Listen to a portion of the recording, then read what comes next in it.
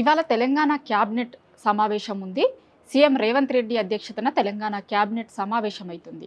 దగ్గర దగ్గర 35 అంశాల మీద చర్చిస్తారు అని అంటున్నారు. కానీ ఈ క్యాబినెట్లో చాలా ఇంపార్టెంట్ అంశాలపైన చర్చ జరగబోతోంది. ఇప్పటికే సిద్ధం చేసినటువంటి ఎజెండా ప్రకారం అయితే ఆ 35 అంశాలలో చాలా కీలకమైనటువంటి బిల్లులకు సంబంధించింది కావచ్చు, లేదు అంటే ఈ ప్రభుత్వం తీసుకురాబోయేటువంటి పాలసీలకి సంబంధించి, ఎందుకంటే కొత్త టూరిజంకి సంబంధించినటువంటి పాలసీని తీసుకురాబోతోంది. దానికి సంబంధించిన ఇష్యూని ఇవాళ క్యాబినెట్లో చర్చిస్తారు అంటున్నారు.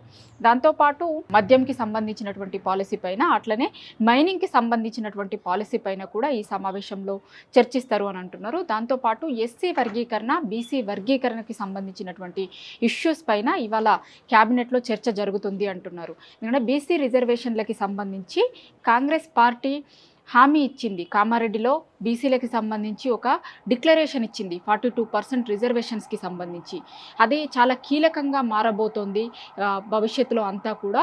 సో ఈ నేపథ్యంలో ఇవాళ క్యాబినెట్ సమావేశంలో ఆ అంశాన్ని కూడా చర్చించబోతున్నారు. దాంతోపాటు ఎస్సీ వర్గీకరణకి సంబంధించి కూడా ఇది కూడా చాలా కీలకమైనటువంటి అంశము, ఎస్సీ వర్గీకరణకి సంబంధించినటువంటి అంశము. దాంతోపాటు తొందరలోనే అసెంబ్లీ సమావేశాలను కూడా పెడతాము అని అంటున్నటువంటి నేపథ్యంలో అసెంబ్లీ సమావేశాలకి సంబంధించినటువంటి దాని మీద కూడా ఇవాళ క్యాబినెట్లో చర్చ జరుగుతుంది.